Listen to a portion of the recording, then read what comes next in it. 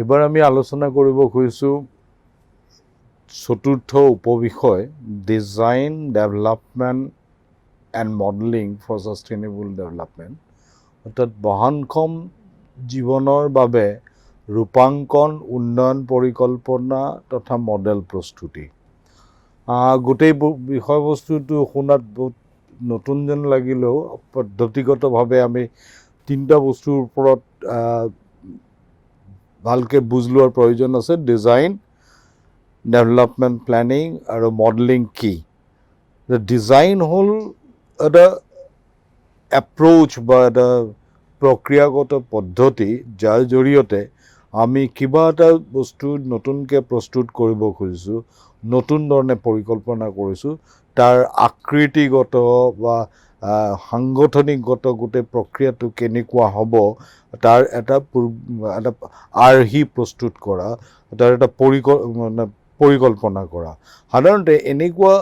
কথাবোৰত এনেকুৱা ডিজাইনিঙৰ কথা যেতিয়া আহে আমি গণিত বিজ্ঞানৰ বা মেথমেটিক্সৰ, পদাৰ্থ বিজ্ঞানৰ বা ফিজিক্সৰ, কেমেষ্ট্ৰিৰ বা ৰসায়ন বিজ্ঞানৰ, বহুত সময়ত জীৱ বিজ্ঞানৰ বা বায়'লজিৰ পৰা আহৰণ কৰা বহুত জ্ঞান বা বহুত তথ্য বা তাত ইতিমধ্যে প্ৰতিষ্ঠিত থিয়ৰীৰ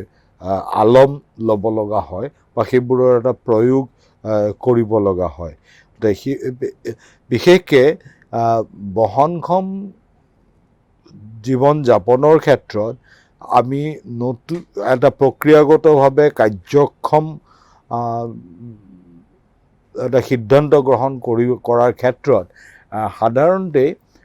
পূৰ্ব পৰিকল্পনা, পূৰ্ব আৰ্হি প্ৰস্তুতি আৰু সিটা কেনেকৈ প্ৰয়োগ কৰিম সেই কথাকেইটা বহুত গুৰুত্বপূৰ্ণ আৰু য'ত আচলতে ৰূপাংকন প্ৰক্ৰিয়াটোৱে গুৰুত্বপূৰ্ণ ভূমিকা ল'ব পাৰে।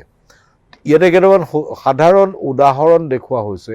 যেতিয়া আমি এটা নতুনকৈ প্ৰডাক্ট ডিজাইনৰ কথা ভাবোঁ, নতুন এটা আহিলা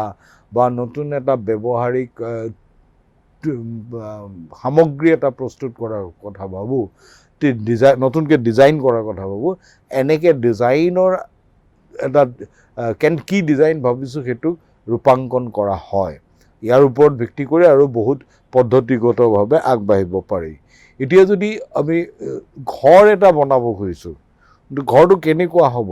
যদি এটা কেইবামহলীয়া ঘৰ হয়, ঘৰটোৰ বিভিন্ন অংশত কি থাকিব, তাত আকৃতিগতভাৱে কেনেকুৱা হ'ব, এই যিবোৰ ঘটনা এইটোক আমি এটা ডিজাইন কৰোঁ। সাধাৰণতে আৰ্কিটেক্ট ডিজাইনাৰসকলে বা চিভিল ইঞ্জিনিয়াৰসকলে যিটো ডিজাইন কৰে এই ধৰণৰ পদ্ধতি। একেধৰণে আমি এডৰা মাটিত বোলে গছ পুলি ৰুব খুজিছোঁ, তেতিয়াহ'লে সেই মাটিখিনি কিমান ডাঙৰ, আমি কি গছৰ পুলি ৰুব খুজিছোঁ, তেনেকুৱা গছ পুলি ৰুলে দুটা পুলিৰ মাজত আমি কিমান ব্যৱধান ৰাখিব লাগিব আৰু তাৰ ফলত সেই ঠাইডোখৰত আমি কিমান গছপুলি ৰুব পাৰিম, এই গোটেই কথাখিনি আমি এটা ডিজাইন প্লেন কৰিব পাৰোঁ। ডিজাইন কৰিব পাৰোঁ গছপুলিবোৰ আমি ঠাইখনত কেনেকৈ ৰুম, তাৰ দেখাত গোটেই শাৰীবোৰ কেনেকুৱা হ'ব। বা বহু ক্ষেত্ৰত এইটো বিভিন্ন খেতি বাতি কৰোঁতেও, আমি ফল মূলৰ খেতি বা শাক পাচলিৰ খেতি কৰোঁতেও আমাৰ মাটিখিনি কিমান পৰিমাণৰ, তাত আমি এই ব্যৱধানবোৰ কেনেকৈ ৰাখি শস্য ৰোপণ কৰিব লাগিব তাৰো এটা আৰ্হি প্ৰস্তুত কৰাৰ প্ৰয়োজন আছে, যিটো বিজ্ঞানসন্মত কৃষিৰ এটা অংশ। গতিকে এই আৰ্হি প্ৰস্তুতকৰণ বা ডিজাইন বা ৰূপাংকন প্ৰক্ৰিয়াটো আমি বিভিন্ন কামত প্ৰয়োগ কৰিব পাৰোঁ। এতিয়া দ্বিতীয় কথাটো হ'ল যে প্লেনিং। হ'লে প্লেনিঙৰ সদায় এটা উদ্দেশ্য হ'ল যে এটা সুচাৰু ৰূপত এটা কাৰ্য পৰিচালনা কৰা, যাৰ জৰিয়তে আমি পূৰ্ব নিৰ্ধাৰিত এটা ফলাফলত উপনীত হ'ব পাৰোঁ। সাধাৰণতে উন্নয়ন প্ৰক্ৰিয়াত এই পৰিকল্পনা বা প্লেনিংটো খুব গুৰুত্বপূৰ্ণ। সাধাৰণতে উন্নয়ন প্ৰক্ৰিয়াত যেতিয়া এটা পৰিকল্পনা কৰা হয়, তাৰ জৰিয়তে অৰ্থনৈতিক, সামাজিক আৰু পৰিৱেশিক সুৰক্ষা প্ৰতিষ্ঠিত কৰাৰ ওপৰত গুৰুত্ব আৰোপ কৰা হয়। আৰু এই কামটো চাইণ্টিফিকেলি যেতিয়া বা বিজ্ঞানসন্মতভাৱে কৰা হয়, তেতিয়া পৰ্যাপ্ত পৰিমাণে তথ্যৰ প্ৰয়োজন হয়, যিবোৰ তথ্যৰ আধাৰত আমি যাৰ কাৰণে পৰিকল্পনা কৰিব খুজিছোঁ, য'ত পৰিকল্পনা কৰিব খুজিছোঁ তাৰ পটভূমি সম্পৰ্কে বিশ্লেষণ কৰা হয় আৰু তাৰ ওপৰত ভিত্তি কৰি কি ধৰণৰ কাম কৰিব লাগিব তাৰ নিৰ্ণয় কৰা হয় আৰু তাৰ পৰিকল্পনা পৰ্যায়গতভাৱে কৰা হয়। অতি স্থানীয় পৰ্যায়ত যদি চাওঁ এটা পাহাৰৰ থিয় গড়া অঞ্চল এটা আছিল, তাত মানুহে খেতি কৰাৰ পৰিকল্পনা কৰিছে। তেতিয়াহ'লে এনেকুৱা এটা অঞ্চলত আমি কেনেকৈ খেতি কৰিম, সেই খেতি কৰাৰ পদ্ধতিটো অৱধাৰিতভাৱে বেদিকা কৃষি হ'ব। বেদিকা কৃষিত আমি দুটা অঞ্চল ইয়াত যেনেকৈ চিনাক্তকৰণ কৰা হৈছে য'ত খেতি কৰিব, আৰু ইয়াৰ দুটা অঞ্চলৰ মাজত থিয় গড়াটোত এটা টেৰেছ ৱাল বনোৱা হৈছে, যে এখন থিয় গড়াটোক সুৰক্ষিত কৰিবলৈ এখন ৱাল থাকিব। তো এই ধৰণৰ কামবোৰ এটা পৰিকল্পনাৰ অংশ। বহুত সময়ত আমি ক'ৰবাত এটা পুখুৰী খান্দিব খুজিছোঁ মাছ পুহিবৰ কাৰণে, তো আমাৰ স্থানটো ক'ত, তাৰ ওচৰত কি আছে, পুখুৰীটো কিমান দীঘল আৰু বহল, এই গোটেই কথাবোৰ আমি পূৰ্বতে এটা পৰিকল্পনা কৰি ল'ব পাৰিম যে পুখুৰীটোত কিমান আকৃতিগত দিশ হ'ব আৰু এই ক'ত অৱস্থিত পুখুৰীটো। এই গোটেই কথাবোৰ জানিলে আমি তাক ৰূপায়ণ কৰাত, যদি আমি বনোৱাও কৰোঁ যে কিমান দকৈ খান্দিব লাগিব, এই গোটেই কথাবোৰ আমি আগতীয়াকৈ এটা কাৰ্য ৰূপায়ণৰ দিশত আগবাঢ়িব পাৰোঁ। ঠিক তেনেকৈ কেতিয়াবা পৰিকল্পনা এনেকুৱাও হয় যে এটা চহৰ অঞ্চলত এটা আৱাসিক অঞ্চল তাৰ মানুহে ঠিক কৰিলে যে তেওঁলোকৰ চাৰিওফালে কিছুমান সেউজ অঞ্চল তেওঁলোকে গঢ় দিব, তাৰ কাৰণে তেওঁলোকে বৃক্ষ ৰোপণ কৰিব। প্ৰথম কথাটো আহিব, তেওঁলোকে বসবাস কৰা অঞ্চলটো ক'ত ক'ত গছপুলি ৰুব পাৰি ঠাইবোৰৰ চিনাক্তকৰণ কৰা। ইয়াত যেনেকৈ এই যে সেউজীয়া প্ৰতিটো দট ইয়াত দিয়া হৈছে, এই দটবোৰে দেখুৱাইছে যে প্লেণ্টেশ্যন যোগ্য বা গছপুলি ৰুব পৰা ঠাই ক'ত ক'ত আছে। এই ঠাইবোৰ যদি পোৱা যায়, ঠাইবোৰৰ যদি জোখ মাখ কৰি পেলাই কিমান অঞ্চলত ৰুব পৰা অঞ্চল কিমান আছে, এৰিয়া কিমান আছে, মাটিকালি কিমান আছে তৈয়াৰ কৰিব পাৰি, তেতিয়াহ'লে ইয়াত ৰোপণ কৰিবলৈ কিমান গছপুলি লাগিব তাক নিৰ্ধাৰণ কৰিব পাৰি। আৰু তেতিয়া সেই গছপুলি আমি ক'ৰ পৰা আনিম, তাৰ কাৰণে কিমান খৰচ হ'ব তাক নিৰ্ধাৰণ কৰিব পাৰি। সেই গছপুলি ৰুবলৈ আমাক কিমান মানুহ লাগিব, আমাৰ অঞ্চলত সিমানখিনি মানুহ সেইধৰণে সেৱা আগবঢ়াবলৈ আছে নে নাই, এই গোটেই কথাটো যদি কম মানুহ আছে তেনেহ'লে আমাক বেছি দিন কৰিব লাগিব, যদি বেছি মানুহ আছে তেনেহ'লে কম দিনত কৰিব পাৰিম। এই গোটেই কথাবোৰ এটা পৰিকল্পনাৰ অংশ হয়। আৰু সেইকাৰণে পৰিকল্পনাটো এনেকুৱা এটা বস্তু, এটা বিজ্ঞানসন্মতভাৱে ইয়াৰ পটভূমিৰ যদি আমি বিশ্লেষণ নকৰোঁ, ইয়াৰ প্ৰয়োজনীয় তথ্য নাপাওঁ, আৰু সেই তথ্য নোপোৱাৰ ফলত আমি আচলতে সুপৰিকল্পনা কৰিব নোৱাৰোঁ। সেইকাৰণে এটা বিজ্ঞানভিত্তিক পদ্ধতি ইয়াৰ কাৰণে খুবেই গুৰুত্বপূৰ্ণ। প্লেনিঙৰ গোটেই প্ৰক্ৰিয়াটো যেতিয়া নিৰূপ কৰা হয়, ইয়াতে প্ৰথম পৰ্যায়টো সদায় থাকে যে নিড এছেছমেণ্ট এণ্ড প্ৰায়ৰিটাইজেশ্যন। অৰ্থাৎ আমি য'ত কাৰণে পৰিকল্পনা কৰিছোঁ তাৰ প্ৰয়োজনীয়তা কি আৰু তাৰ স্থানীয় প্ৰয়োজনবোৰৰ এটা প্ৰায়ৰিটি তৈয়াৰ কৰা, কোনটো আগতে কৰিব লাগে কোনটো পিছত কৰিব লাগে, তাৰ গুৰুত্ব সহকাৰে স্থান নিৰ্ণয় কৰা। তাৰপিছত আহে যে আমি কি কৰিম, কেনেকৈ কৰিম তাক নিৰ্ণয় কৰা, আৰু তাৰ পিছৰ পৰ্যায়টো হ'ল যে তাক ৰিভিউ কৰা, যে সঁচাকৈ আমি যিটো কৰিব খুজিছোঁ, যিটো পৰিকল্পনা কৰিছোঁ, সঁচাকৈ ইয়াক ৰূপায়ণ কৰিব পাৰিম নে নাই। আকৌ এইটো এটা অঞ্চলৰ কাৰণে এটা নিয়মিক এটা চক্ৰ, এইটো আচলতে যে এটা প্ৰতিনিয়তভাৱে এটা সময়ৰ অন্তৰালত এনেকুৱা পৰিকল্পনা কৰিব লাগে। বহুত সময়ত এই পৰিকল্পনাবোৰ সমভাগী প্ৰক্ৰিয়াৰে কৰা হয়, যিটো কয় পাৰ্টিচিপেটৰী এপ্ৰ'চ, যে অতি নিকটৱৰ্তী এটা আৱাসিক অঞ্চলত পৰিকল্পনা কৰিব খোজা হৈছে বা এখন গাঁৱৰ এটা চুবুৰীত কৰিব খোজা হৈছে, তেতিয়া হয় কি যে চুবুৰীটোৰ গোটেই মানুহখিনিয়ে লগ খাই পেলাই তেওঁলোকে একেলগে আলোচনা কৰি পৰিকল্পনাৰ প্ৰক্ৰিয়াটো আগবঢ়াব পাৰে। সেইটো এটা দিশ হ'ব পাৰে। ঠিক তেনেকৈ ইয়াৰ তৃতীয়টো দিশ হৈছে যে মডেলিং, অৰ্থাৎ এটা পূৰ্ব আৰ্হিৰ মাজেদি আমি এটা ঘটনা বা পৰিঘটনা সংঘটিত হোৱা নাই, কিন্তু সি সংঘটিত হ'লে তাৰ ফলাফলবোৰ কেনেকুৱা হ'ব তাৰ পূৰ্ব অনুমান কৰিব পাৰোঁ। মডেলিঙৰ গোটেই কামটো হৈছে যে পূৰ্ব অনুমান কৰাৰ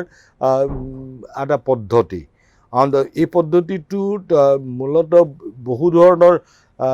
কামৰ ক্ষেত্ৰত প্ৰয়োগ কৰা হয়, যে বানপানী হ'লে কি হ'ব বা জুই লাগিলে কি হ'ব, বা আমি যদি এটা খেতি কৰোঁ, খেতিটো যদি সফল হওঁ তেনেহ'লে তাৰ ফলত আমাৰ কিমান লাভ হ'ব। এই সকলোবোৰ দিশতে এই মডেলিঙৰ যিটো প্ৰক্ৰিয়া সেইটো কৰিব পাৰি। আৰু এইটোৱে আমাক এটা ঘটনা সংঘটিত হোৱাৰ আগতে বা এটা কাম কৰাৰ আগতে তাৰ এখন ছবি আমাৰ সন্মুখত দাঙি ধৰিব পাৰে, যিটো তথ্য সহকাৰে দিব পাৰে, যাৰ ফলত আমি সিদ্ধান্ত গ্ৰহণ কৰিব পাৰোঁ আমি কৰিব খোজা কামটো কৰিম নে নাই। বা যদি এইটো এটা দুৰ্যোগ হয়, এটা প্ৰাকৃতিক দুৰ্যোগ হয়, যে এনেকুৱা এটা প্ৰাকৃতিক দুৰ্যোগ হ'ব পাৰে, তেনেহ'লে তাৰ কাৰণে আমি কেনেকৈ প্ৰস্তুতি চলাম, এই কথাবোৰত সাধাৰণতে মডেলিঙে সহায় কৰে। মডেলিঙৰ বহুবোৰ পদ্ধতি আছে, যেনেকুৱা আমাৰ আৰ্কিটেক্ট অভিযন্তাসকলে, আৰ্কিটেক্ট ইঞ্জিনিয়াৰসকলে এটা ঘৰ বনাই ঘৰৰ গোটেই নেইবাৰহুড অঞ্চলটো কেনেকৈ ঘৰ বাগিচাৰে সৈতে থাকিব তাৰ আৰ্হি প্ৰস্তুত কৰে। এইটো এটা ৰেচিডেঞ্চিয়েল ছাইট ডেভেলপমেণ্ট প্লেনিং। এনেকুৱাবোৰক ফিজিকেল মডেলিং কয়। ক'ৰবাত যদি এটা পাহাৰীয়া অঞ্চল আছে, ইয়াত বৃক্ষৰোপণ আৰু কৃষি কেনেকৈ হ'ব পাৰে তাৰ এটা পৰিকল্পনা বা এগ্ৰ' ফৰেষ্ট্ৰি বা কৃষি বনানীকৰণৰ পৰিকল্পনা কৰে, সেইটো কেনেকুৱা হ'ব এই ধৰণৰ ফিজিকেল মডেলিং কৰিব পাৰি, যিটো আমাক বস্তুটো পূৰ্ব অনুমান কৰাত বা কেনেকুৱা লাগিব দেখাত সহায় কৰে। ঠিক কেতিয়াবা এনেকুৱা হয় যে মডেলিংটো আমি মেথমেটিকেল কিছু তথ্য বা গাণিতিক কিছু তথ্য পৰিসংখ্যা ব্যৱহাৰ কৰি বিভিন্ন লেখচিত্ৰৰ সহায়ত তাক কৰিবলৈ চেষ্টা কৰোঁ। যদি ধৰি লোৱা হয় যে ইয়াত দেখুওৱা হৈছে যে এক্স অক্ষত এটা বস্তু কি ধৰণে প্ৰডাকশ্যনৰ কাৰণে সময় লাগিছে দেখুওৱা হৈছে, আনফালেদি ৱাই অক্ষত দেখুওৱা হৈছে প্ৰবেবিলিটি অফ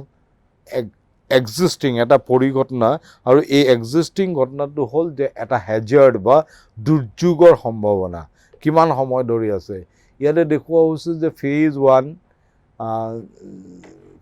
যিটো এটা ছলিড লাইনেৰে গৈছে, অৰ্থাৎ এটা দুৰ্যোগ হৈছিল এক্স এক্সিছৰ 5ম স্থানৰ পৰা এইটো ক্ৰমান্বয়ে 25লৈ পৰ্যবেক্ষিত আছে, কিন্তু ইয়াৰ প্ৰাবল্যতাটো কম আছিল, সেইকাৰণে প্ৰডাকশ্যন প্ৰচেছটো কণ্টিনিউ হৈছে। কিন্তু ফেজ 2 যিটো প্ৰক্ৰিয়া ইয়াত এই কাৰ্ভডালেৰে দেখুওৱা হৈছে, ইয়াত দেখা গৈছে যে প্ৰাবল্যতাটো দুৰ্যোগটো বহুত বেছি আছিল, এইকাৰণে ইয়াত প্ৰডাকশ্যনৰ ওপৰত ইয়াৰ প্ৰভাৱটো বেলেগ বেলেগ ধৰণে পৰিছে। কিছুমান অংশত প্ৰডাকশ্যন কমি গৈছে, কিছুমান অংশত আকৌ প্ৰডাকশ্যন বাঢ়িছে, কিছুমান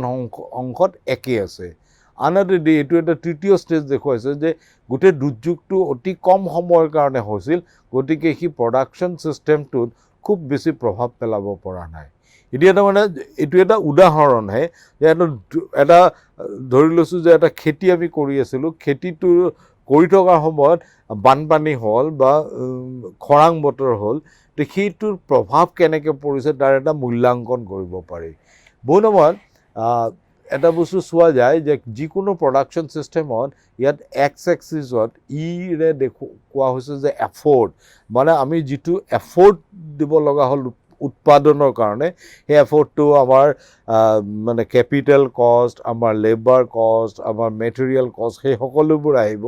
আৰু তাৰ ফলত সেই প্ৰডাকশ্যনৰ পৰা আমি কি ৰেভিনিউ অৰ্থাৎ কি আয় কৰিলোঁ, এই দুটাৰ ক্ষেত্ৰত এটা যে মানে আমাৰ এফৰ্ট বা ইনভেষ্টমেণ্ট বঢ়াৰ লগে লগে ৰেভিনিউ বাঢ়িছে নেকি নে কমিছে। ইয়াত দেখা যায় যে এটা বিশ্লেষণ যে কষ্টটো কনষ্টেণ্টলি এটা অংশলৈকে বাঢ়ি যায়, আৰু ৰেভিনিউটো দেখাত এনেকুৱা হয় যে এটা অংশ নট বা 0 এই পইণ্টটো পোৱালৈকে বা তাৰ পিছৰ অংশটোত আমাৰ ৰেভিনিউটো আটাইতকৈ বেছি থাকে আকৌ গৈ পেলাই যেতিয়া E1 অংশটো আমি পাৰ হৈ যাওঁ আমাৰ যিটো ৰেভিনিউ বা ইয়াৰ উৎপাদনৰ ফলত যিটো আয় হৈছিল সেইটো কমি যায় তাৰমানে ইয়াৰ অৰ্থটো হ'ল কি E0 আৰু E1ৰ মাজত যদি আমাৰ প্ৰডাকশ্যন ছিষ্টেমটো থাকে তেতিয়াই আমি আটাইতকৈ বেছি ৰেভিনিউ আৰ্ণ কৰিব পাৰোঁ ইয়াতকৈ ইফাল সিফাল হ'লে আমাৰ প্ৰডাকশ্যনৰ ফলত আমাৰ যিটো আয় হ'ব ব্যয়তকৈ আয় কম হ'ব এতিয়া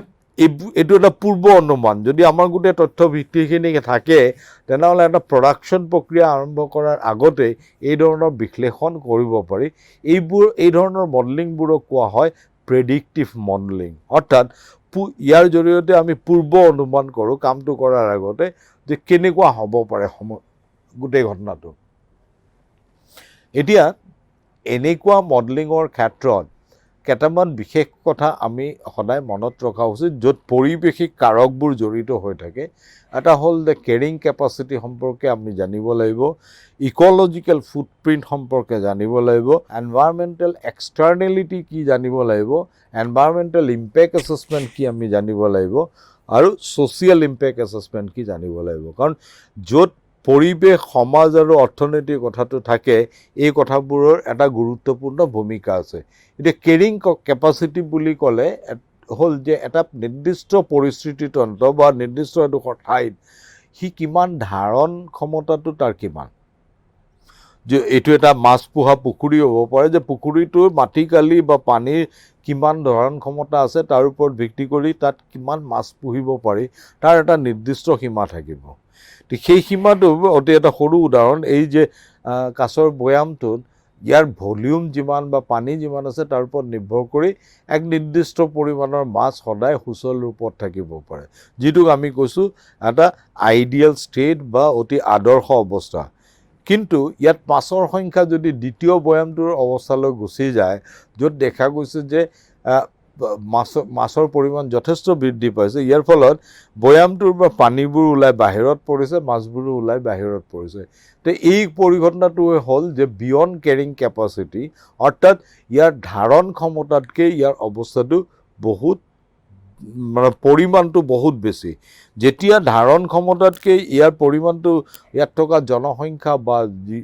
যিবোৰ বস্তুৰ আমি উৎপাদন কৰিছোঁ বাঢ়ি যায় তেনেহ'লে গোটেই সন্তুলিত উৎপাদন প্ৰক্ৰিয়াটো বিঘ্নিত হয় গতিকে কেৰিং কেপাচিটিৰ কথাটো হ'ল যে প্ৰত্যেকটো ক্ষেত্ৰত আমি এইটো এছেছ কৰিব লাগিব এইটো ক'ৰবাত যদি কবিৰ খেতি কৰোঁ আমাৰ ঠাইখন কিমান তাৰ ওপৰত আমাৰ কবিৰ কেৰিং কেপাচিটি নিৰ্ণয় কৰিব ঠিক তেনেকৈ ঘৰ এটা বনালে যে ঘৰটোত কেইটা কোঠালি আছে কেইটা মানুহ থাকিবলৈ কৰিছিলোঁ তাৰ ওপৰত আমি সকলোবোৰ পৰিকল্পনা কৰোঁ যদি ঘৰটো 4টা মানুহ থকাৰ কাৰণে হয় তাত থকা টয়লেট ফেচিলিটি তাত থকা ৱাটাৰ ছাপ্লাই ফেচিলিটিজ তাত থকা ইলেক্ট্ৰিচিটি ফেচিলিটিজ আচলতে 4টা মানুহৰ কাৰণে তৈয়াৰ কৰা হয় ডিজাইন কৰা হয় তাত যদি একেলগে 8জন মানুহ যেতিয়াৰ পৰা থাকিবলৈ ল'ব পানী যোগানত টয়লেট ফেচিলিটিত চেনিটেশ্যনত বিজুলী যোগানৰ ব্যৱস্থাত বিভিন্ন সমস্যা আৰম্ভ হ'ব তো গতিকে প্ৰত্যেকটো কথাতে এই কেৰিং কেপাচিটিটো বেলেগ বেলেগ ধৰণে জড়িত হয় যিটো পৰিৱেশিক পৰিস্থিতিৰ ক্ষেত্ৰতো পৰিস্থিতিতন্ত্ৰৰ কেৰিং কেপাচিটি কিমান সেই ধৰণৰ কথাও বিশ্লেষণ কৰা হয় ঠিক একেধৰণে দ্বিতীয় কথাটো হ'ল যে ইক'লজিকেল ফুটপ্ৰিণ্ট অৰ্থাৎ আমি যিটো কাম কৰিছোঁ বা যিটো কৰিব খুজিছোঁ বা এটা জীৱই ধাৰণ কৰিবলৈ যাওঁতে তাক কিমান ৰিচোৰ্চ লাগে তে এই গোটেই কথাটো এনেকুৱা যে মই মোক যিমানখিনি ৰিচোৰ্চ লাগিব সেই ৰিচোৰ্চখিনি এফিচিয়েণ্টলি ইউজ কৰি মই ৰিচোৰ্চ লগাৰ পৰিমাণটো কমাব পাৰোঁ নেকি যিটো আমাৰ খেতি বাতি বা বিভিন্ন উৎপাদন প্ৰক্ৰিয়াটো আহে যদি সাধাৰণ উদাহৰণ এটা দিওঁ যে এজোপা বিলাহী গছ সি মূলতঃ তাক লগোৱাৰ পৰা তাৰ উৎপাদন প্ৰক্ৰিয়া হয় তাৰ উৎপাদন কমি যোৱালৈকে প্ৰায় 4 মাহ সি সক্ষম অৱস্থাত থাকে সেই অৱস্থাত আচলতে এজোপা বিলাহী গছক 4 মাহত মাত্ৰ 20 লিটাৰ পানী লাগে কিন্তু আমি যদি মন কৰোঁ যে বিলাহী যেতিয়া আমি গছ ৰুই বাগানত খেতি কৰিছোঁ আমি যেতিয়া পানী দিওঁ তাৰমানে লগাতকৈ কিমান বেছি পানী আমি গুৰিত ঢালি দিলোঁ আৰু যিখিনি পানী আচলতে অপব্যয় গতিকে এই যে ইক'লজিকেল ফুটপ্ৰিণ্ট কথাটো হ'ল যে আমি এই অপব্যয়টো প্ৰতিৰোধ কৰিব পাৰোঁ নেকি মানুহৰ সম্পদ আহৰণৰ ক্ষেত্ৰত এই এনেকুৱা সম্পদ ব্যৱহাৰ কৰা ব্যৱস্থাটোৱে কি ধৰণে পৰিৱেশৰ ওপৰত প্ৰভাৱ পেলাইছে তাৰ বহুত ধৰণৰ এনালাইচিছ কৰিব পাৰি বিভিন্ন ধৰণৰ মেথমেটিকেল টুলো ইয়াৰ কাৰণে ইউজ কৰা হয় ঠিক একেধৰণে এনভাইৰনমেণ্টেল এক্সটাৰ্নেলিটিজ অৰ্থাৎ আমি যিকোনো এটা কাম কৰিলে বিশেষকৈ উৎপাদন প্ৰক্ৰিয়াৰ লগত জড়িত কামবোৰৰ ক্ষেত্ৰত এইটো খুব অৱধাৰিতভাৱে হয় যে আমি এটা কাম কৰিছোঁ তাৰ ফলত পৰিৱেশৰ ওপৰত সি কি ধৰণৰ প্ৰভাৱ পেলাব কেতিয়াবা এই প্ৰভাৱবোৰ ধনাত্মক হয় কেতিয়াবা এইবোৰ ঋণাত্মক হয় আৰু এই প্ৰক্ৰিয়াটোৰ লগত আমাৰ উৎপাদনশীলতাৰ প্ৰক্ৰিয়াটো সদায় জড়িত হৈ থাকে আমি যদি চাওঁ মানে সৰু উদাহৰণ যে কৰ্মচাৰীসকলে তেওঁলোকৰ কৰ্মক্ষেত্ৰলৈ সদায় নিজৰ গাড়ী চলাই যায় এই ক্ষেত্ৰটোত দেখা গৈছে যে ইয়াত কি কি কষ্ট ইনভলভ হৈছে যোনে গাড়ীখন চলাই যাব তেওঁৰ এটা কষ্ট ইনভলভ হৈছে তেওঁ পেট্ৰল কিনিব লগা হৈছে গাড়ীখন কিনিব লগা হৈছে আনহাতেদি তেওঁ গাড়ী চলাই যোৱাৰ এই কামটোৰে কেইটামান নিগেটিভ এক্সটাৰ্নেলিটি কেইটামান নিগেটিভ প্ৰভাৱ পেলাইছে প্ৰথম হৈছে যে পলিউশ্যন এই পলিউশ্যনটো এনেকুৱা নহয় যে অকল গাড়ী চালকজন যোনে চলাইছে তেওঁহে অনুভৱ কৰিছে এনেকুৱা নহয় যে তেওঁ যিটো পথৰে যাব সেই ৰাস্তাটোৰ প্ৰত্যেকজন মানুহে প্ৰত্যেকটো প্ৰাণীয়ে তাৰ দ্বাৰা প্ৰভাৱিত হৈছে ঠিক একেধৰণে ৰিস্ক অফ এক্সিডেণ্ট যে এই গাড়ীখন চলাই যোৱা মানুহজনৰ এক্সিডেণ্ট হ'ব পাৰে তেওঁ এক্সিডেণ্ট কৰিলে আন মানুহকো তেওঁ আঘাত আনিব পাৰে কাৰোবাৰ মৃত্যুও হ'ব পাৰে একেধৰণে কনজেশ্যন অৰ্থাৎ তেওঁ চলাই যাওঁতে ৰাস্তাত যান জঁটৰ সৃষ্টি হ'ল সেই যান জঁটৰ সৃষ্টিৰ প্ৰক্ৰিয়াটোৰ অকল তেওঁৱে চাফাৰ নকৰে আন বহুত মানুহক তেওঁ প্ৰভাৱিত কৰিব এতিয়া যদি চোৱা যায় গাড়ী লৈ পেলাই কৰ্মক্ষেত্ৰলৈ যোৱা প্ৰক্ৰিয়াটোত এটা পাৰ্চনেল বেনিফিট যি ধৰণে আছে একেধৰণে ডিজাৰ দি নিগেটিভ এক্সটাৰ্নেলিটিজ আৰু এই কামবোৰ ক'ত ব্যৱহাৰ কৰা হয় যে এই কথাবোৰে বিশ্লেষণ কৰা হয় আমি যেতিয়া টেক্স বা কৰ আৰোপ কৰোঁ সেইকাৰণে যিহেতুকে চাইকেল এখন চলাই গ'লে এই নিগেটিভ এক্সটাৰ্নেলিটিজবোৰ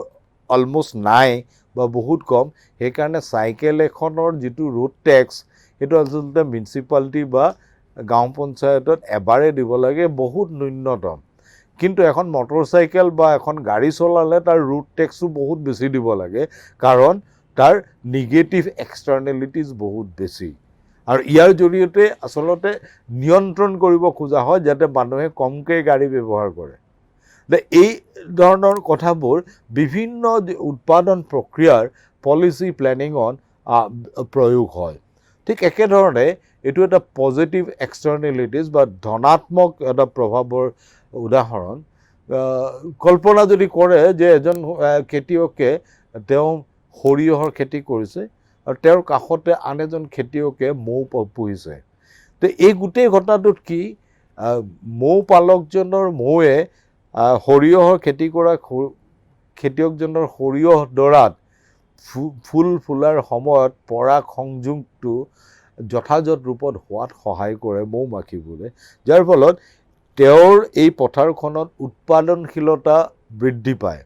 এইটো এক ধৰণৰ পজিটিভ এক্সটাৰ্নেলিটিজ যে এটাই আনটোক প্ৰভাৱিত কৰিছে আৰু এইটোৰ ফলতে দুয়ো লাভৱান হয় কাৰণ মৌখিনিও নতুন খাদ্যৰ উৎস পায় যাৰ ফলত মৌ ভাল হয় একেধৰণে কৃষকজনেও তাৰ পৰা প্ৰভাৱিত হয় বহুত সময়ত কৃষি পদ্ধতিত বা কৃষিৰ সিদ্ধান্ত গ্ৰহণত এই কামটো কৰা হয় এই যিটো ধনাত্মক প্ৰভাৱ আছিল বহুত সময়ত এইটো ঋণাত্মক প্ৰভাৱলৈ পৰিৱৰ্তন হ'ব পাৰে সেইটো তেতিয়াই হ'ব পাৰে যদি এই সৰিয়হৰ খেতি কৰা কৃষকজনে তেওঁৰ খেতিত ৰাসায়নিক সাৰ বা কীটনাশক ব্যৱহাৰ কৰিবলৈ লয় ইয়াৰ ফলত কি হ'ব যে ইয়াত আহি পেলাই যদি মৌমাখিবোৰে মৌপান কৰিবলৈ আহে তেওঁ মৌমাখিবোৰৰ যিটো সক্ষমতা বা ধাৰণ ক্ষমতা কমিব, বহুতৰে মৃত্যু হ'ব পাৰে, উৎপাদনশীলতাত সম্পূৰ্ণ এটা ঋণাত্মক প্ৰভাৱ পেলাব পাৰে। গতিকে কৃষি বা প্ৰাকৃতিক সম্পদ লৈ যেতিয়া আমি উৎপাদনৰ কথা ভাবোঁ, এই যে ধনাত্মক আৰু ঋণাত্মক এক্সটাৰ্নেলিটিজ বা প্ৰভাৱ, এই কথাটো খুব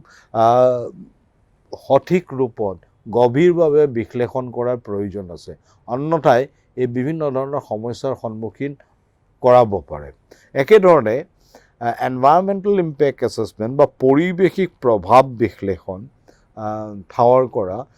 বহুত সময়ত আমি এটা কাম কৰিব ওলাইছোঁ, সেই কামটোৱে স্থানীয় পৰিৱেশত কি ধৰণে প্ৰভাৱ পেলাব সেইটোৰ বিশ্লেষণ কৰাৰ প্ৰয়োজন আছে, যাৰ ওপৰত ভিত্তি কৰি আমি কামটো কৰিম নে নকৰিম সিদ্ধান্ত গ্ৰহণ কৰিব পাৰোঁ। একেধৰণে আমি এটা সামাজিক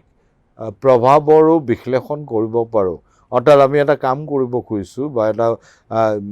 উৎপাদন প্ৰক্ৰিয়া কৰিব খুজিছোঁ, তাৰ ফলত সামাজিক দিশত সি কি প্ৰভাৱ পেলাব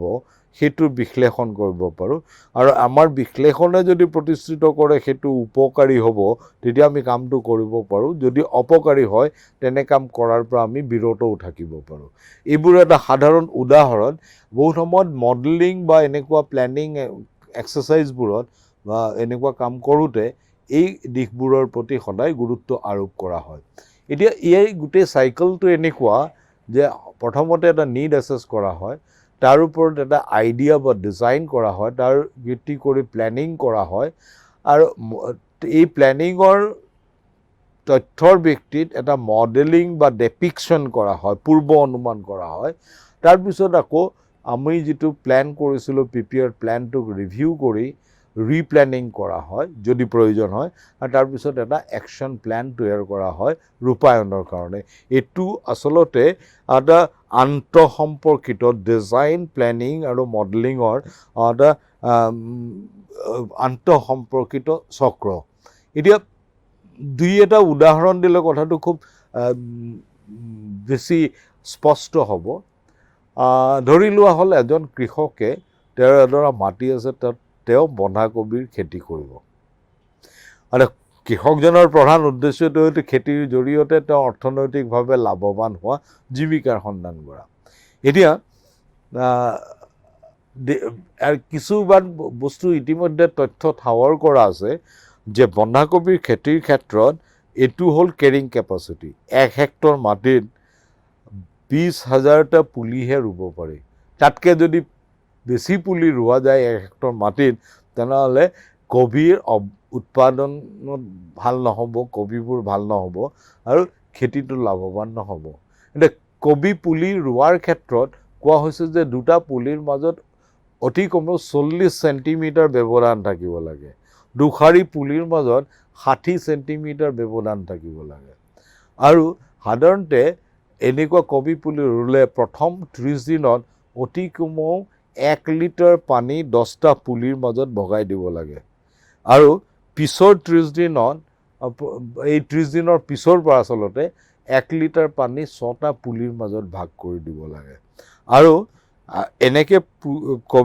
বন্ধাকবিৰ খেতি কৰিলে 75ৰ পৰা 100 দিনৰ ভিতৰত কবি ছিঙিব পৰা হয়। এইকেইটা হ'ল যে ইতিমধ্যে কবি খেতিৰ ওপৰত বিভিন্ন ধৰণৰ পৰীক্ষা নিৰীক্ষা কৰি এটা নিৰ্দিষ্ট পৰিমাপ সৃষ্টি কৰা হৈছে। এইখিনি ক'ব পাৰোঁ যে অৱধাৰিতভাৱে লাগা প্ৰয়োজনীয় দিশ। এতিয়া মানুহজনে খেতি কৰিব খোজা মাটিখিনি, এইটো এটা চিত্ৰ যে ABCD এৰিয়াত মাজত থকা এই অংশটোত তেওঁ খেতি কৰা মাটি। এফালে 150 মিটাৰ আছে, আনফালে 190 মিটাৰ, এফালে আছে 70 মিটাৰ, আনফালে আছে 90 মিটাৰ। অবভিয়াছলি এই মাটিখিনিৰ মাটিকালি কিমান হ'ব আমি ঠাৱৰ কৰিব পাৰিম। 1 হেক্টৰত যদি 20,000 পুলি লাগে, তেনেহ'লে এই মাটিখিনিত কিমান পুলি ৰুব পাৰিম আমি তাক ঠাৱৰ কৰিব পাৰিম। এতিয়া আমি যদি পৰিকল্পনা কৰিবলৈ যাওঁ, আমি প্ৰথমতে এৰিয়া এষ্টিমেশ্যন কৰিম। দ্বিতীয় কথাটো আহিব, আমি পুলি কেনেকৈ ৰুম তাৰ এটা যদি ডিজাইন কৰোঁ, সেই ডিজাইনৰ ভিত্তিত আমাক কিমান পুলি লাগিব সেইটো বেলেগ বেলেগ হ'ব পাৰে। এটা সৰু উদাহৰণ, আমি AB পেৰেলেল লাইনত ক্ৰমান্বয়ে পুলিবোৰ ৰুই যাব পাৰোঁ, বা আমি ইচ্ছা কৰিলে AD পেৰেলেল লাইনতো পুলিবোৰ ৰুই যাব পাৰোঁ। এই গোটেই প্ৰক্ৰিয়াটোত যদি চোৱা যায় যে এজন কৃষকে যদি ইমান পৰিমাণৰ মাটিত তেওঁ বন্ধাকবিৰ খেতি কৰিব খোজে, আগতে আমি যিখিনি তথ্য পালোঁ, তেওঁ এৰিয়াটো যদি এষ্টিমেট কৰে যে কিমান মাটিকালিত তেওঁ খেতি কৰিব পৰাকৈ আছে, তেনেহ'লে প্ৰতি হেক্টৰত 20,000 পুলিৰ ভিত্তিত তেওঁ এটা কেলকুলেট কৰি উলিয়াব পাৰিব ইয়াত তেওঁৰ কিমান পুলি ৰোৱাৰ সম্ভাৱনা আছে। কিন্তু এই প্ৰক্ৰিয়াটোত তেওঁ যদি পুলিটো কেনেকৈ ৰুব তাৰ ডিজাইন তৈয়াৰ কৰে, এই সম্ভাৱনাটোত তেওঁ এটা পৰিৱৰ্তনো সাধন কৰিব পাৰে। গতিকে সাধাৰণভাৱে চাওঁতে যদি এই প্লটটোত AB সৰল ৰেখাত পেৰেলেলি যদি ABত পেৰেলেলত পুলি ৰুই গৈ থকা যায় গোটেই মাটিডৰাত, হয়তো পুলিৰ যিটো সংখ্যা লাগিব একেটা পদ্ধতিত AD পেৰেলেলত যদি ৰোৱা যায় পুলিৰ সংখ্যাটো বেলেগ হ'ব পাৰে। একেধৰণে যদি AC পেৰেলেলত যদি ইয়াত পুলি ৰুবলৈ যোৱা যায় তেতিয়াও হয়তো পুলিৰ সংখ্যাটো বেলেগ বেলেগ হ'ব পাৰে। এতিয়া বিভিন্ন সৰ্জনত যদি পৰিকল্পনা কৰে যিটো হ'ব এই খেতি কৰাৰ কাৰণে ডিজাইন, তেওঁ যোনটো সৰ্জনত কৰিলে সকলো নিয়ম মানি আটাইতকৈ বেছি পুলি ইয়াত ৰোপণ কৰিব পৰা হয়, সেইটোৱে তেওঁৰ কাৰণে আদৰ্শ ডিজাইন হ'ব পাৰে। সেই ডিজাইনটোক লৈ পেলাই তেওঁ আগবাঢ়িব পাৰে। এতিয়া পদ্ধতিগতভাৱে এনেকুৱা এটা কাম কৰিবলৈ যাওঁতে যদি চোৱা যায় যে প্ৰথম কথাটো হ'ল তেওঁ এৰিয়া এষ্টিমেট কৰিলে কিমান মাটিত কিমান পুলি ৰুব পাৰিব। এতিয়া দ্বিতীয় পৰ্যায়টো আহিল তেওঁ এটা ডিজাইন প্লেন কৰিলে যে কোনটো সৰ্জনত ৰুলে তেওঁ আটাইতকৈ বেছি পুলি ৰুব পাৰিব। তৃতীয়টো হ'ল যে এতিয়া যদি পুলি ৰোৱাৰ সিদ্ধান্তটো পাই গ'ল যে তেওঁ কিমান পুলি কি ডিজাইনত ৰুব,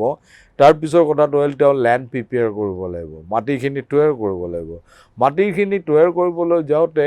তেওঁ লেণ্ড কোৱালিটি কেনেকুৱা এটা বা কিমান কি কাম কৰিব লাগিব, তাত যদি অপতৃণ আছে সেইবোৰ কেনেকৈ পৰিষ্কাৰ কৰিব, এই গোটেই কথাবোৰত তেওঁৰ এটা খৰচ থাকিব, লেবাৰ লাগিব। যদি তাৰ মাটিখিনি ট্ৰিট কৰিব লাগে তাৰ কাৰণে এটা খৰচ থাকিব। তাত যদি পানী ক'ৰ পৰা দিব তাৰ সাধন নাই, পানীৰ ব্যৱস্থা কৰিব লাগিব, তাৰ কাৰণে খৰচ থাকিব। এই খৰচবোৰো তেওঁ এটা এষ্টিমেট কৰিব পাৰে। ঠিক একেধৰণে এতিয়া এটা মাটি তৈয়াৰ কৰাৰ পিছত তেওঁক প্ৰয়োজন হ'ব পাৰে পুলি। পুলিটোৰ ক্ষেত্ৰত তেওঁৰ হাতত অপশ্যন দুটা থাকে। এটা হ'ল যে তেওঁ নিজে এখন নাৰ্চাৰী, সেই মাটিডৰাতে এখন নাৰ্চাৰী কৰি পুলি নিজে তুলিব পাৰে, যিখিনি পুলি তেওঁ ৰোপণ কৰিব, বা পুলি তেওঁ বেলেগৰ পৰাও কিনি আনিব পাৰে। এতিয়া কথাটো হ'ল কোনটো কাম কৰিলে তেওঁ ব্যয় কম হ'ব, তেওঁ সেইটোৱেই কৰিব। গতিকে এই যে নাৰ্চাৰী এখন কৰি পেলাই পুলি কৰিলে কিমান খৰচ পৰে, বেলেগৰ পৰা কৰিলে কিমান খৰচ পৰে, এই দুটা প্ৰক্ৰিয়াৰ মাজেদিও তেওঁ এটা কষ্ট এষ্টিমেশ্যনৰ মাজেদি তেওঁ সিদ্ধান্ত ল'ব পাৰে পুলি নিজে কৰিব নে পুলি লোকৰ পৰা কিনি ল'ব। তাৰপিছত আহিল প্লেণ্টেশ্যন। তেওঁ এজ পাৰ স্পেচিফিকেশ্যন আৰু তেওঁৰ ডিজাইনত প্লেণ্টেশ্যন কৰিব। প্লেণ্টেশ্যন কৰাৰ লগে লগে তেওঁৰ কিছুমান কাম বাঢ়ি যাব, যেনেকুৱা তাত প্ৰতিটো গছপুলি বা কবি পুলিৰ যতন ল'ব লাগিব, সি যাতে ছাফিচিয়েণ্টলি ৱাটাৰ পায়, তাত যাতে পোক পৰুৱা নালাগে সেইবোৰৰ যতন ল'ব লাগিব। তাৰ কাৰণে হয়তো তেওঁ বনুৱা নিয়োগ কৰিব লাগিব। ঠিক তেনেকৈ তাৰ পৰৱৰ্তী পৰ্যায়ত অপতৃণ মানে নিষ্কাশন কৰিব লাগিব, পানীখিনিয়ে যাতে বতাহ বা ৰ'দ ভালকৈ পায় তাৰ ব্যৱস্থা কৰিব লাগিব, তাত সাৰ প্ৰয়োগ কৰিব লাগিব। তাতো আকৌ বিভিন্ন ধৰণৰ কষ্ট আছে, মেটেৰিয়েল কষ্ট আৰু লেবাৰ কষ্ট। এটা সময়ত গৈ পেলাই আৰু এটা বস্তু আইডেণ্টিফাই কৰিব লগা হ'ব যে growth monitoring of the cabbage plant, অৰ্থাৎ কবি পুলিকেইটা কি ধৰণে সংবৰ্ধন হৈছে বা বৃদ্ধি হৈছে চাব লাগিব। কিন্তু এই গোটেই ক্ষেত্ৰতো এটা খুব ইণ্টাৰেষ্টিং বস্তু আছে যে আমি মাটিখিনি সাৰ নিৰ্ণয় কৰিব পাৰোঁ, ট্ৰিট কৰিব পাৰোঁ, পানী যোগান ব্যৱস্থা কৰিব পাৰোঁ, পোক পৰুৱা নিয়ন্ত্ৰণ কৰিব পাৰোঁ, কিন্তু মাটিডৰাত ৰাতিপুৱা সূৰ্যৰ পোহৰটো যেনেকৈ পৰিবলৈ আৰম্ভ কৰে, পৰি পেলাই গোটেই দিনটো সূৰ্যৰ পোহৰ কেনেকৈ পৰিব সেইটোত আমি পৰিৱৰ্তন সাধন কৰিব নোৱাৰোঁ। গছপুলি এটা বিশেষকৈ এনেকুৱা শস্যবোৰত সূৰ্যৰ পোহৰৰ এটা ডাঙৰ ভূমিকা আছে। এতিয়া বাকী ফেক্টৰবোৰ যদি কণ্ট্ৰল মানে আমি নিজে তৈয়াৰ কৰিলোঁ, কিন্তু সূৰ্যৰ গোটেই প্ৰক্ৰিয়াটো যদি এটা কনষ্টেণ্ট হৈ থাকে, এই দুইটাৰ ওপৰত ভিত্তি কৰি পেলাই আমি কিন্তু আমাৰ গোটেই মাটিডৰাত কোনখিনিত গছপুলি বেছি ভাল হ'ল, কোনখিনিত বেয়া হৈছে, সি ডাঙৰ হৈ থাকোঁতে আমি সেইটো নিৰ্ণয় কৰিব পাৰোঁ। তাৰ ওপৰত যিহেতুকে ৭৫ৰ পৰা ১০০ দিনৰ ভিতৰত আমি তাৰ পৰা কবি ছিঙিব পৰা হওঁ, তেনেহ'লে কোনকেইটা প্লটত কিমানটা কবি আছে আমি সোনকালে ছিঙিব পাৰিম, কোনকেইটা ডাঙৰ হওঁতে বহুত দিন লাগিব, আমি ১০০ দিনমান পালেগৈহে ছিঙিব পাৰিম, আমি আগতীয়াকৈ ঠাৱৰ কৰিব পাৰোঁ। এতিয়া ঘটনাটো হ'ল কি, যেতিয়া আমি কবি বিক্ৰী কৰিম, যদি ৭৫ দিনতে আমি বা ৭০ দিনতে কবিটো ছিঙি পেলাই বিক্ৰী কৰিব পাৰোঁ, দাম বেছিকৈ পাওঁ। যিমানে আমি বেছি দিন লাগিব আমাৰ ছিঙিবলৈ, তাকো যদি বজাৰত বিক্ৰী কৰোঁ তাৰ দাম ক্ৰমান্বয়ে কমি আহে, কাৰণ বহুত উৎপাদন বাঢ়িবলৈ লয়। এইটো হ'ল মাৰ্কেটৰ বা বজাৰৰ এটা সাধাৰণ ধৰ্ম। যেতিয়া তাৰমানে তাৰ ছাপ্লাই কম থাকে তাৰ মূল্য বেছি থাকে, যেতিয়া তাৰ ছাপ্লাই বাঢ়ি যায়, যোগান বাঢ়ি যায়, তাৰ মূল্য কমি আহে। এই প্ৰক্ৰিয়াটোত আমি চাব পাৰোঁ, আৰু এই গোটেই কথাখিনি যেতিয়া আমি সুপৰিকল্পিতভাৱে এষ্টিমেট কৰোঁ, আমি এটা কষ্ট বেনিফিট এনালাইচিছ কৰিব পাৰোঁ যে এই মাটিখিনিত আমি কবি খেতি কৰিলে লাভ হ'ব নে নহ'ব। যদি লাভ হয় তেনেহ'লে সেইটো পৰিকল্পনা ফ'ল' কৰি আমি এটা একশ্যন প্লেন বনাম ৰূপায়ণ কৰিবৰ কাৰণে। যদি লোকচান হয় তেনেহ'লে নতুন চিন্তা কৰিব পাৰোঁ যে বন্ধাকবি খেতিৰ লগত আৰু কি কি খেতি সংমিশ্ৰণ কৰিলে আমি এটা লাভৱান খেতি কৰিব পাৰোঁ। যে অকল বন্ধাকবি কৰিলে তাত লাভ নহ'ব, কিন্তু তাৰ লগত যদি পিঁয়াজ বা আলু বা ধনিয়াৰ খেতি কৰিলে, এটা কম্বিনেশ্যন অফ ক্ৰপ কৰিলে আমি লাভৱান হ'বও পাৰোঁ। একেটা পদ্ধতিৰে বন্ধাকবিৰ ক্ষেত্ৰত যেনেকৈ কৰিছিলোঁ, ইয়াতো এটা বিশ্লেষণ কৰিব লাগিব। এইটো হ'ল যে সৰু সৰু এটা প্ৰক্ৰিয়া, আমি ক'ব নোৱাৰাকৈ আমি বহুতে খেতি কৰি আছোঁ, কিন্তু যদি সঁচাকৈ বিজ্ঞানসন্মতভাৱে এই পদ্ধতি, এনেকুৱা ধৰণৰ পদ্ধতি আৰোপ কৰি পেলাই আমি খেতি কৰিবলৈ লওঁ, তেনেহ'লে আমি খুব বিজ্ঞানসন্মতভাৱে আমি গোটেই পৰিকল্পনাটো কৰিব পাৰোঁ, আমি কেনেকৈ লাভৱান হ'ম, যিটো সদায় প্ৰায়োগিক ক্ষেত্ৰত সদায় ইয়াৰ এটা প্ৰয়োজন আছে। এতিয়া এটা সৰু ক্ষেত্ৰত এখন গাঁও বা এখন চহৰত যদি এনেকুৱা এটা কাম কৰে, তাৰ লগতে শিশুসকলে এটা কাম কৰিব পাৰে, সেইটো হ'ল স্থানীয় পৰ্যায়ত কবি কৰা কিমান মানুহে এনেকুৱা পৰিকল্পনা কৰি খেতি কৰে আৰু কিমানে নকৰে। যিবোৰে নকৰে তেওঁলোকৰ ক্ষেত্ৰত লাভ লোকচান কেনেকুৱা হয়, আৰু যিবোৰে কৰে তেওঁলোকৰ ক্ষেত্ৰত কেনেকুৱা হয়, আৰু এই গোটেই কথাবোৰক একত্ৰিত কৰি তেওঁলোকৰ নিজৰ অঞ্চলৰ কাৰণে কবি খেতি কৰা, বন্ধাকবি খেতি কৰাৰ এটা পেকেজ এণ্ড প্ৰেক্টিচেছ তেওঁ তৈয়াৰ কৰিব পাৰে, যিটো হয়তো তেওঁৰ নিজৰ অঞ্চলটোত সেইটো ৰূপায়ণ কৰিলে প্ৰত্যেকজন কৃষকৰ এটা উপকাৰ হ'ব। তো এই ধৰণৰ পৰিকল্পনা এটা প্ৰকল্পৰ বিষয়বস্তু হ'ব পাৰে, য'ত তেওঁলোকে আহৰণ কৰা সকলোবোৰ গণিত বা অন্য বিজ্ঞানৰ বিভিন্ন শাখাৰ পৰা আহৰণ কৰা গোটেই জ্ঞানখিনিক একত্ৰিতভাৱে এটা মডেলিং আৰু প্লেনিং, ডিজাইন মডেলিং এণ্ড প্লেনিঙৰ মাজেদি তেওঁ এটা প্ৰয়োগ কৰি এটা সিদ্ধান্ত গ্ৰহণ কৰিব পাৰে। একেধৰণৰ পদ্ধতি ক'ৰবাত যদি তেওঁলোকে এখন তামোল বাৰী কৰিবলৈ পৰিকল্পনা কৰে, তাতো কৰিব পাৰে। অলৰেডি যদি এখন তামোলৰ বাৰী আছে, তাত যদি জালুক লগালে কি লাভ হ'ব, লোকচান হ'ব, তাৰো পৰিকল্পনা তেওঁলোকে কৰিব পাৰে। একেধৰণে যদি এটা পুখুৰী, ধৰি লোৱা হৈছে যে এটা পুখুৰী যাৰ মাটিকালি বা পানী ধাৰণ ক্ষমতাটো হ'ল 0.25 হেক্টৰ, ইয়াত মাছৰ পোনা এৰিব খোজা হৈছে। সাধাৰণতে মাছৰ পোনাবোৰ 10 মাহমানৰ ভিতৰত ডাঙৰ হয় আৰু বিক্ৰীযোগ্য হয়। যদি তেওঁ তাত 10 পৰা 12 চেণ্টিমিটাৰ জোখৰ মাছৰ পোনা এৰে, তেনেহ'লে, আৰু যদি তেওঁ ৰৌ আৰু বাহু বা কাটলা মাছৰ পোনা এৰে, তেনেহ'লে তেনেকুৱা এটা পানী থকা পৰিমাণৰ পুখুৰীত সাধাৰণতে 3000তকৈ বেছি পোনা এৰিব নোৱাৰিব, কাৰণ প্ৰতি হেক্টৰ পানীত এনেকুৱা মাছৰ ক্ষেত্ৰত 12000 পোনাহে এৰিব পাৰে। এতিয়া এই মাছখিনি যদি ওজনৰ প্ৰক্ৰিয়া সেইটোত যদি চোৱা যায়, এইখিনি এটা সময়ত 10 মাহৰ পিছত ইয়াৰ পৰা 1620 কেজি মাছহে পাব পাৰে, কাৰণ এই ধৰণৰ মাছৰ ক্ষেত্ৰত যেটো নিৰ্ধাৰিত পৰিমাণ হেতু হৈছে যে প্ৰতি হেক্টৰত 6480 কেজিহে হ'বগৈ পাৰে এতিয়া এইটো এটা থিওৰিটিক্যালি এষ্টিমেটেড কষ্ট এষ্টিমেশ্যন তে এনেকুৱা এটা কথাক যদি আমি এটা পুখুৰীৰ ক্ষেত্ৰত এইবোৰক পুখুৰীটো কৰাৰ আগতে পৰিকল্পনা কৰা যায় তেনেহ'লে কামটো কৰাৰ আগতে আমাৰ লাভ হ'ব নে লোকচান হ'ব তাক আমি কেনেকৈ কিমান বছৰৰ মূৰত লাভ কৰিব পাৰিম যে প্ৰথম বেটছত নহ'ব দ্বিতীয় বেটছত হয়তো হ'ব কাৰণ যদি অলৰেডি আমাৰ এটা পুখুৰী নাই পুখুৰীটো যদি নতুনকৈ খান্দো তেনেহ'লে প্ৰথম 3 পৰা 4 বছৰত কেতিয়াও লাভ নহয় সেই লোকচানটো কিমান হ'ব কিমান বছৰৰ মূৰত গৈ আমাৰ লাভ হ'ব সেই ধৰণৰ কথাবোৰো এই ধৰণে প্ৰক্ৰিয়াগতভাৱে বিশ্লেষণ কৰিব পাৰি এইটো ক্ষেত্ৰতো স্থানীয় পৰ্যায়ত মাছ পালন কৰা বা মীন পালন কৰা লোকসকলে কি ধৰণৰ এই ব্যৱস্থাবোৰ লয় তেওঁলোকে এনেকুৱা পৰিকল্পনা কৰে নে নকৰে তাৰ এটা কম্পেৰিজন হ'ব পাৰে আৰু এটা দিশ হ'ল যিটো দিশত শিশুসকলে কাম কৰিব পাৰে সেইটো হ'ল এটা নিৰ্দিষ্ট অঞ্চলৰ ভূমিৰ ব্যৱহাৰৰ অংকন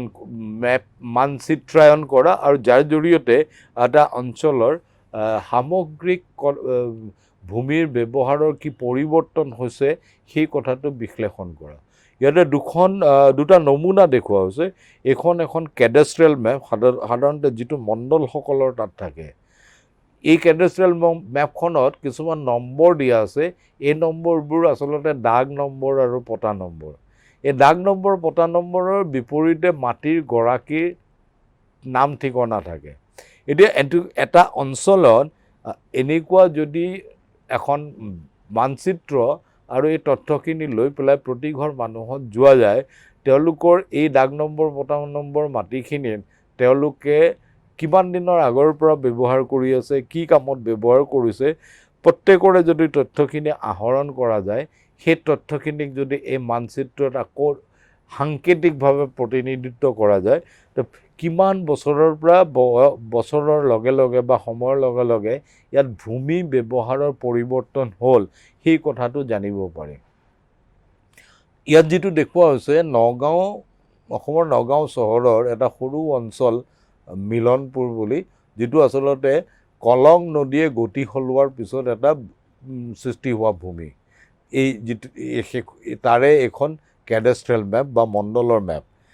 এইটোৱে গুগল আৰ্থ ইমেজত এই ঠাইখন কেনেকুৱা ইয়াত দেখুওৱা হৈছে ইয়াতো প্ৰত্যেকটো ঘৰ গণনা কৰিব পাৰি ইয়াত কিমানটা ঘৰ আছে ইয়াত মুঠতে 120টা প্লট আছে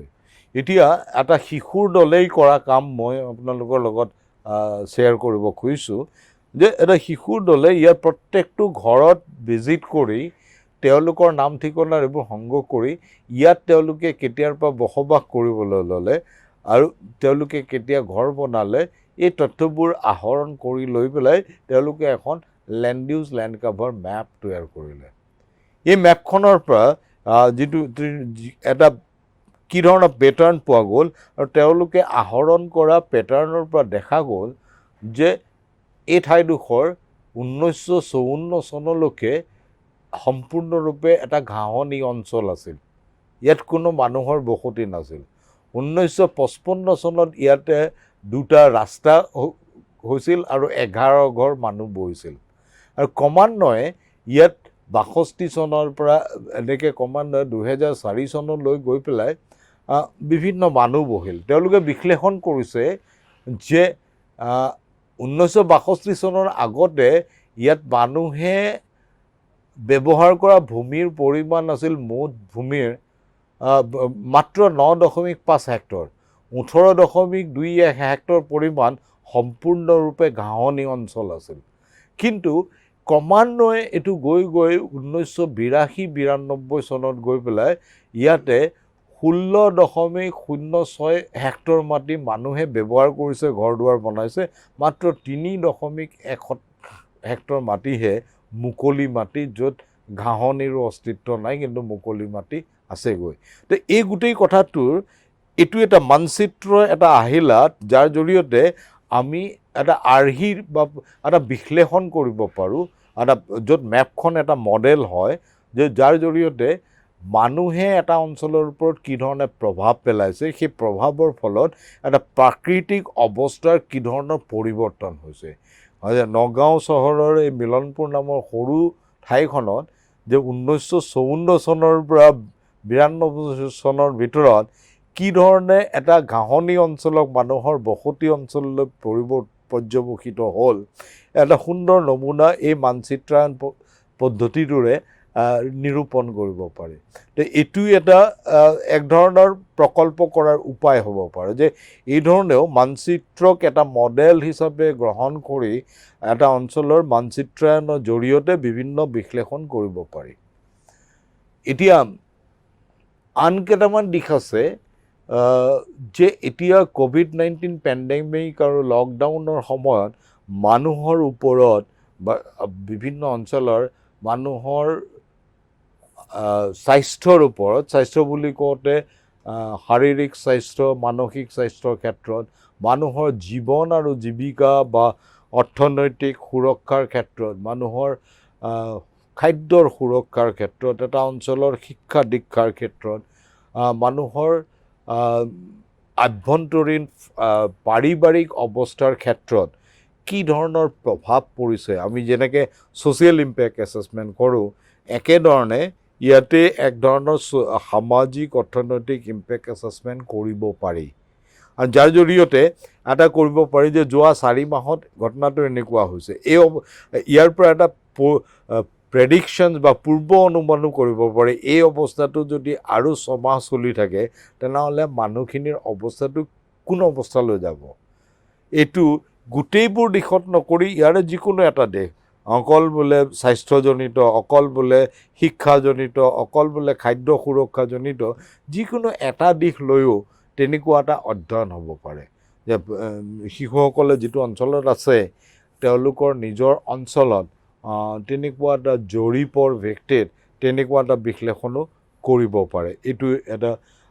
এক ধৰণৰ প্ৰকল্প হ'ব পাৰে। আৰু এক ধৰণৰ প্ৰকল্প হ'ব পাৰে য'ত তেওঁলোকে সম্পূৰ্ণৰূপে এটা ডিজাইনৰ ওপৰত গুৰুত্ব দিছে, যে তেওঁলোকে কিছুমান আচবাবৰ ডিজাইন কৰিছে। ইয়াতে এটা উদাহৰণে দিয়া হৈছে যে ইয়াত কিছুমান বিভিন্ন ধৰণৰ ঘৰত ব্যৱহাৰ কৰিব পৰা টেবুল বা আলমাৰীৰ উদাহৰণ, য'ত তেওঁলোকে প্ৰকৃতিৰ বিভিন্ন উৎসক অনুকৰণ কৰি কৰিছে। যেনেকুৱা দেখাত এখন টেবুল, এই টেবুলখনৰ গোটেই আৰ্হিটো বা ডিজাইনটো এপাহ ফুল, ইয়াৰ প্ৰত্যেক পাহি ফুলকে আমি বেলেগে বেলেগে আঁতৰাই এখন এখন সুকীয়া টেবুলো কৰিব পাৰোঁ, আৰু এই গোটেই প্ৰতিপাহ পাহিৰ টেবুলকেইখনক আমি লগাই দিলে এখন সম্পূৰ্ণ টেবুলো হৈ যায়। তো এনেকুৱা ধৰণৰ ডিজাইনবোৰত এটা গুৰুত্বপূৰ্ণ কথাটো হ'ল এই ডিজাইনটোৱে আমাক কি কামত সহায় কৰিছে। এনেকুৱা হৈছে নেকি ইয়াৰ ফলত ইয়াত ব্যৱহাৰ কৰা সম্পদ কমকৈ লগা হৈছে, এনেকুৱা হৈছে নেকি ইয়াৰ ফলত যে তেওঁলোকে কম ঠাইতে বহুত বস্তু ৰাখি ব্যৱহাৰ কৰিব পৰা, নিজৰ প্ৰয়োজনীয়তা পূৰণ কৰিব পৰা হৈছে। এই ধৰণৰ বিশ্লেষণবোৰ এনেকুৱা ডিজাইনৰ ক্ষেত্ৰত গুৰুত্বপূৰ্ণ হ'ব। গতিকে বহুত শিশুৰ অভিনৱ সৃজনশীলতা আছে, তেওঁলোকক এনেকুৱা ধৰণৰ প্ৰকল্প কৰিবলৈও উদ্বুদ্ধ কৰিব পাৰি। কিন্তু এনেকুৱা ডিজাইনবোৰত এই ডিজাইনটোৰ ফলত কি পৰিৱেশিক, অৰ্থনৈতিক, সামাজিক উপকাৰ হ'ব সেই কথাটোৰ বিশ্লেষণ কৰাটো খুব গুৰুত্বপূৰ্ণ। গতিকে আমি ভাবোঁ যে শিক্ষক বন্ধুসকলে এই দিশবোৰত চিন্তা চৰ্চা কৰিব পাৰে। মূলতঃ এনেকুৱা কাম কৰিবলৈ যাওঁতে গুৰুত্বপূৰ্ণ পৰ্যায়কেইটা হ'ল, প্ৰথমতে এটা ইছ্যু আইডেণ্টিফাই কৰা বা এটা সমস্যা বা সম্ভাৱনাক চিনাক্তকৰণ কৰা, তাৰ ফিল্ড এছেছমেণ্ট বা ক্ষেত্ৰভিত্তিক এটা পৰ্যবেক্ষণ বিশ্লেষণ কৰা, এটা ইয়াৰ ওপৰত ভিত্তি কৰি এটা নতুন ধাৰণা বা আইডিয়া, এটা নতুন ডিজাইন তৈয়াৰ কৰা, তাৰ সম্পৰ্কত মডেলিং কৰা আৰু তাক এটা প্লেনিং কৰা ৰূপায়ণৰ কাৰণে। এই পৰ্যায়বোৰৰ মাজেদি এই কামটো কৰিব পাৰে। কোনোবাই অকল ডিজাইনৰ ওপৰতো কনচেনট্ৰেট কৰি পেলাই কাম কৰিব পাৰে, কোনোবাই অকল মডেলিঙৰ ওপৰতো কনচেনট্ৰেট কৰি কাম কৰিব পাৰে, কোনোবাই অকল প্লেনিঙৰ ওপৰতো কৰিব পাৰে, আৰু কোনোবাই এই তিনিওটাকে ডিজাইন, মডেলিং এণ্ড প্লেনিঙো একত্ৰিত কৰিও এটা কাম কৰাৰ চিন্তা কৰিব পাৰে। থুলমূলকৈ এইখিনি এটা সম্যক ধাৰণা আপোনালোকক দিব খোজা হৈছে এই বিষয়টোত কি ধৰণৰ অধ্যয়ন কৰিব পাৰি। ইয়াত এটা ৱেবছাইটৰ সবিশেষ দিয়া আছে। সকলোকে এটা বিশেষ অনুৰোধ, আপোনালোকে এই ৱেবছাইটটোত গৈ পেলাই এই দিশৰ আৰু সবিশেষ তথ্য আছে সেইখিনি জানি লৈ পৰিকল্পনা কৰিলে অধিক ফলপ্ৰসূভাৱে আগবাঢ়িব পাৰিব। ধন্যবাদ।